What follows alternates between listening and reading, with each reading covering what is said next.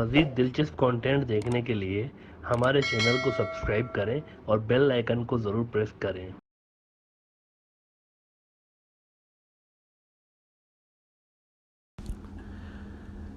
Right track ने सवाल किया है कि क्या 2030 वाले जो मिलिट्री रिफॉर्म्स है बांग्लादेश के, इसके बाद बांग्लादेश की मिलिट्री मजबूत हो जाएगी। और अब्दुल्ला ने आसाम मिजोरम इशू पे सवाल किया है कि वहाँ पर क्या चल रहा है, जबकि महबूब अनम ने म्यांमार को काउंटर करने के लिए बांग्लादेश थाईलैंड मिलिट्री अलायंस के लिए सवाल पूछा है।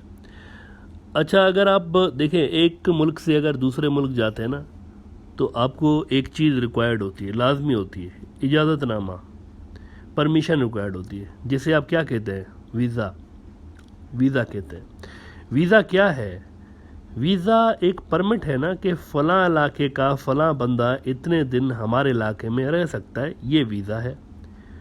अगर आप इंडियन हैं और आप चाहते हैं कि आप मिज़ोरम, नागालैंड, मणिपुर या अरुणाचल प्रदेश की ये जो नॉर्थ ईस्ट की रियासतें हैं, अगर आप यहाँ घूमने चाहते हैं कि आप चाहते हैं यहाँ पे घूमने जाएं या फिर किसी काम से आप जाएं वहाँ पे, तो आप नहीं जा सकते। Now this might be shocking to many of you. आप ऐसे नहीं जा सकते। आपको वीज़ा लेना पड़ता है, इजाज़तनामा लेना पड़ता है कि हाँ, मैं हूँ तो इंडियन, और बज़ाहिर नॉर्थ ईस्ट की रियासतें भी इंडिया के ही नक्शे में आती हैं, लेकिन उधर जाने के लिए बीइंग अ इंडियन मुझे इजाज़त चाहिए। वैसे ही इजाज़त चाहिए जैसे कि गैर मुल्कियों को इजाज़त चाहिए वो इलाके घूमने के लिए। और उस वीज़े को कहते हैं inner line permit, ILP। Arunachal Pradesh, Mizoram, Nagaland और मणिपुर, आप अगर गुजरात से हों, दिल्ली से हों, यूपी से हों, इन स्टेट्स में जाने के लिए आपको वीज़ा चाहिए, ILP चाहिए। तो वो जो हमने एक बात की थी ब्रॉडर व्यू में कि असल में इंडिया के अंदर पहले से ही बहुत सारे मुल्क बने हुए हैं, सिर्फ ऑफिशियल अनाउंसमेंट की ज़रूरत है। ऑफिशियली एक अनाउंस करना है बस। वहाँ के जो लोकल्स हैं ना, उनके अंदर वो ये नहीं समझते कि वो इंडियन सिटीजन्स हैं, वो खुद को डिस्टेंस रखते हैं इंडिया से। वो यही कहते हैं कि हम मिज़ो हैं, कोई कहता है हम नागा हैं, कोई कहता है हम अरुणाचल प्रदेश के। इन तमाम स्टेट्स में शदीद किस्म के अलहदगी पसंद तहरीकें चल रही हैं। बहुत सारे इंडियंस को ये एहसास ही नहीं है, क्योंकि वहाँ पर जाते बहुत कम लोग हैं ना, मेजॉरिटी नहीं जाती। वो समझते हैं कि बस वही नॉर्थ इंडिया की तरह देशभक्ति है वहाँ पे भी। ऐसा नहीं है। बेशुमार अलहदगी पसंद तहरीकें वहाँ पर अब भी जारी हैं। आप कश्मीर को भूल जाएंगे, इतनी बड़ी बड़ी तंजीमें हैं वहाँ पे। यहाँ इन रियासतों में से एक रियासत मिज़ोरम की भी है, जिसका चंद रोज़ कबल आसाम की रियासत के साथ वहाँ पर जंग हुई है, बाज़ाब्ता जंग हुई है, सिविल वॉर हुई है वहाँ पे, जिसमें कोई 80 पुलिस वाले, पहले 50 की फिगर्स आ रही थी, लेकिन जब तूफ़ान थमा है और काउंटिंग हुई है तो पता चला है कि 80 से भी ऊपर पुलिस वाले ज़ख्मी हुए। दू बदू फायरिंग हुई है बाज़ाब्ता, और 6 ऐसे थे जो कि हलाक हो गए। ये जंग दोनों स्टेट्स के बीच बॉर्डर डिस्प्यूट पे हुई है, बॉर्डर डिस्प्यूट पे, और दोनों स्टेट्स ने पुलिस को इस्तेमाल किया है आर्मी के तौर पर सरहदों की हिफाजत के लिए। इस वक्त भी हज़ारों की तादाद में स्पेशल कमांडोज दोनों स्टेट्स में आमने सामने डिप्लॉयड हैं, ऐसे ही जैसे इंडिया चाइना बॉर्डर पर चीनी और इंडियन फौज आमने सामने डिप्लॉयड हैं। इस हुक्म के साथ ये दोनों स्टेट्स के कमांडोज आमने सामने डिप्लॉयड हैं कि अगर सामने वाली फोर्स 1 इंच भी आगे आए ना तो जंग शुरू है दोबारा से। ये आदेश मिले हुए हैं दोनों कमांडोज को। आसाम वालों ने कहा हुआ है कि मिज़ोरम के कमांडोज अगर 1 इंच भी आगे आते हैं तो गोली चला दो, और उन्होंने भी कहा हुआ है कि 1 इंच आगे आते हैं तो गोली चला दो। दोनों स्टेट्स के दरमियान जो नेशनल हाईवेज या रेल रोड्स जाते हैं ना, वो बंद हैं। लोग आके बैठ गए हैं उधर, प्रॉपर खाना जंगी है वहाँ पर। रेल रोड्स बंद हो गए, लोकल्स आके बैठ गए कि नहीं जाने देंगे, क्रॉसिंग नहीं करने देंगे, यानी इंडिया से हम कट ऑफ है। यानी मिज़ोरम की तरफ जो और आसाम की तरफ जो आमदरफ्त होती है ट्रकों की और गुड्स सप्लाई करने वाली गाड़ियों की, वो बंद है, बंद किया हुआ है कि हम हिस्सा नहीं है इंडिया का। That's it. अब ये हाल है। इन 7 रियासतों में से मेघालय और आसाम के अंदर आने के लिए वीज़ा नहीं चाहिए, बाकी 4 के लिए चाहिए जिनका नाम हमने शुरू में लिया, लेकिन मेघालय के लिए आपको वीज़ा नहीं चाहिए होता और आसाम के लिए भी नहीं चाहिए होता। अलबत्ता मेघालय ने काफ़ी इस पर काम कर रखा है। आने वाले कुछ दिनों में इनका भी वीज़ा आने वाला है जल्दी। मेघालय में भी पब्लिक का प्रेशर है बहुत ज़्यादा कि यहाँ पर एरे गरे क्यों आ जाते हैं, गुजराती क्यों आ जाते हैं यहाँ पे बाकी के इंडिया से क्यों आ जाते हैं लोग, यहाँ पे न्यू दिल्ली से या फिर यूपी से लोग क्यों आ रहे हैं बिना परमिशन के। तो मेघालय भी वीज़ा लगाने वाला है। आसाम के अंदर भी ये वीज़ा का काम जारी था, लेकिन गवर्नमेंट चेंज हो गई वहाँ पे, तो इसलिए वहाँ पर ये काम रुक गया है। बीजेपी की गवर्नमेंट आ गई है वहाँ पे। अलबत्ता मेघालय बहुत जल्दी वीज़ा अनाउंस करने वाला है बाकी की स्टेट्स की तरह। अच्छा, बांग्लादेश के लिए ये सारी रियासतें बहुत अहम हैं। Now let's come to the point. आपने देख लिया कि किस कदर शदीद इंटरनल डिवीज़न है इधर इस इलाके के अंदर, एक अलग अलग मुल्क बने हुए हैं बाज़ाब्ता। बांग्लादेश के ये सारे पड़ोसी हैं, बहुत अहम है। इनमें कुछ भी अगर गड़बड़ होती है ना, तो इसका असर सीधा सीधा बांग्लादेश पे पड़ता है।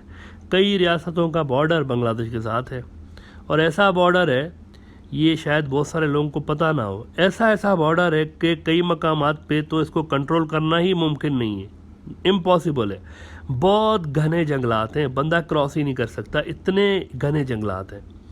खाइयाँ हैं, बहुत बड़ी बड़ी खाइयाँ हैं वहाँ पर, दलदलें हैं, और पता नहीं किस किस्म की टेरेन है, एक अजीबो गरीब किस्म की मुश्किल टेरेन है।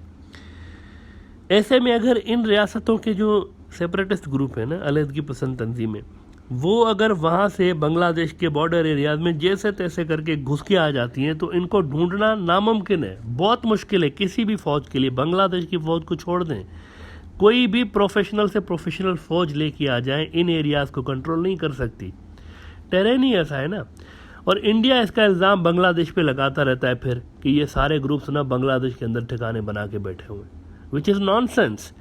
क्योंकि एज वी मैंशनड बहुत एक बड़ा बॉर्डर एरिया है, और जहाँ से बांग्लादेश तो छोड़ें, खुद इंडिया के अच्छे भी कंट्रोल नहीं कर सकते, टेरेन मुश्किल है। तो प्रोटेस्ट असल में बांग्लादेश को करना चाहिए कि इन ग्रुप्स के लोग भाई इंडिया से बांग्लादेश कैसे आ रहे हैं, बीएसएफ क्या कर रही होती है फिर। तो प्रोटेस्ट असल में बांग्लादेश को करना चाहिए, लेकिन उल्टी गंगा बहती है, इंडिया बांग्लादेश से प्रोटेस्ट कर रहा होता है कि ये लोग आपकी तरफ क्या कर रहे हैं। ये क्या बांग्लादेश में पैदा हुए हैं?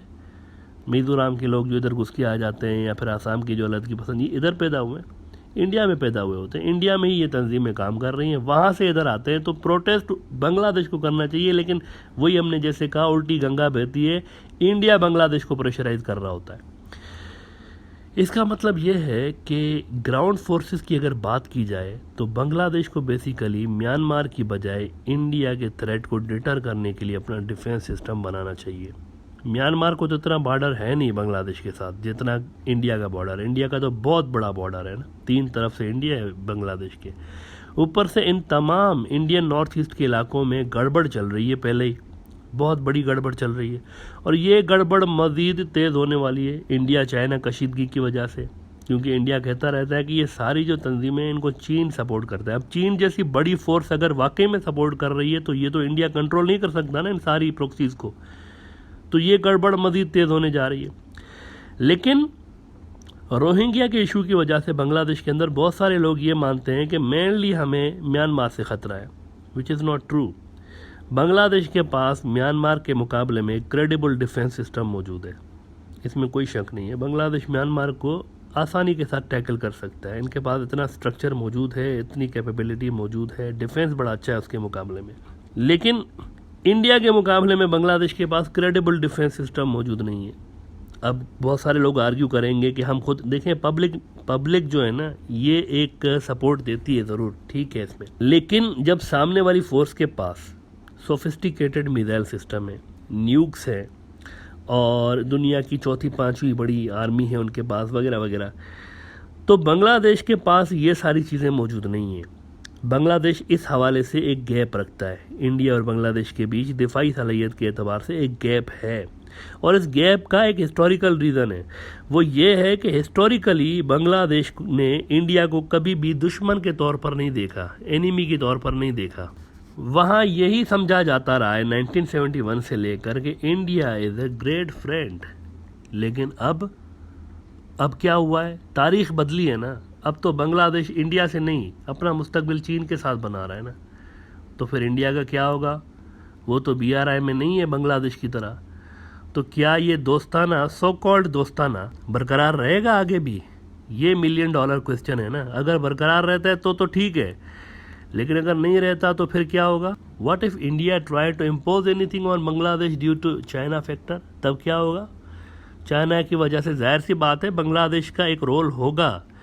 इन इलाकों में जब गड़बड़ होती है और जब चाइना कूद पड़ता है तो बांग्लादेश का रोल बनता है, बहुत अहम रोल बनता है। और उस वक्त अगर इंडिया प्रेशराइज करता है बांग्लादेश को तब, और क्रेडिबल डिटरेंस अगर नहीं होगा उनके खिलाफ, तब क्या होगा? आसाम की पॉलिटिक्स और वेस्ट बंगाल की पॉलिटिक्स में ही बांग्लादेश को नहीं छोड़ते इंडिया के अंदर, तो क्या नॉर्थ ईस्ट में गड़बड़ होने पे, वहाँ पर सिविल वॉर स्टार्ट होने पे बांग्लादेश न्यूट्रल रह सकेगा? एक बहुत बड़ा इन्फ्लो होगा लोगों का बांग्लादेश के अंदर, और उनमें बहुत सारे इंडियन एजेंट्स भी होंगे। तो फिर क्या होगा?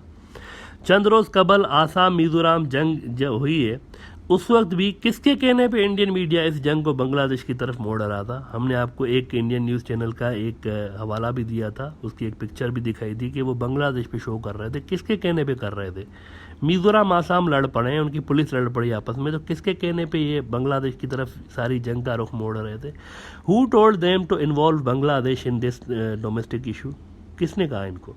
कोई ना कोई तो है ना इंडिया के अंदर जो कि बांग्लादेश को थ्रेट कंसीडर कर रहा है। रिफॉर्म्स 2030 जो बांग्लादेश कर रहा है आर्मी एयरफोर्स के मजबूत करने के लिए, इससे आर्मी और एयरफोर्स मजबूत ज़रूर होगी, नो डाउट। पैसा बड़ा लगा रहा है, मजबूत होगी, लेकिन इंडिया के लिए ये तैयारी काफ़ी नहीं होगी।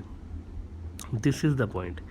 उस हिसाब से बांग्लादेश को कुछ इससे आगे के इकदाम करने हैं मुस्तकबिल में, इससे आगे की चीज़ें करनी है अपने डिफेंस के हवाले से।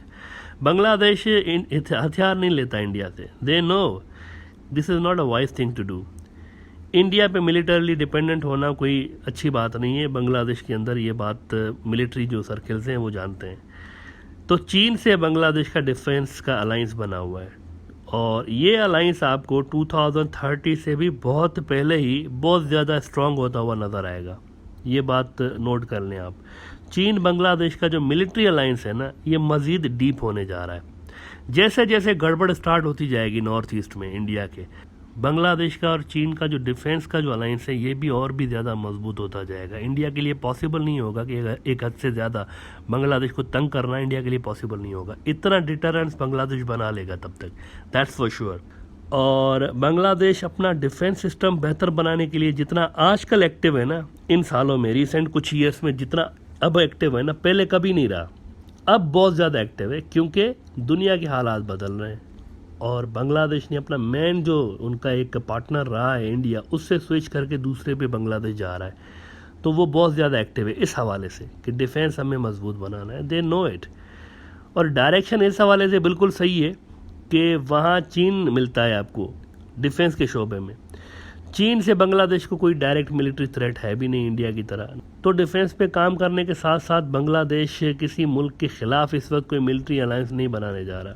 नॉट पॉसिबल कि वो कोई मिलिट्री अलायंस बनाए। अपना डिफेंस ज़रूर मजबूत करेंगे, लेकिन मिलिट्री अलायंस नहीं बनाएंगे, क्योंकि इसकी नीड है नहीं, नीड नहीं है इसकी, कोई ज़रूरत नहीं है। म्यांमार उस लेवल का थ्रेट नहीं है बांग्लादेश के लिए कि उसके लिए कोई थाईलैंड या इधर उधर के मुल्कों को अपने साथ मिलाया जाए। म्यांमार की इतनी वो नहीं है, यानी म्यांमार इतने बड़ा थ्रेट नहीं है बांग्लादेश के लिए कि उसके लिए वो परेशान हो कि दूसरे मुल्कों को साथ मिलाएगा। इट्स नॉट पॉसिबल, उसके लिए बांग्लादेश अकेला ही इनफ है, एज वी सेड। लेकिन India is a real threat, to be very honest, India is a real threat, क्योंकि बांग्लादेश के इर्द गिर्द जो भी इंडियन स्टेट्स हैं सारी की सारी वनरेबल हैं, कभी भी जा सकती हैं इंडिया के हाथ से। तो वहाँ पे तवज्जो बहुत ज़्यादा ज़रूरी है।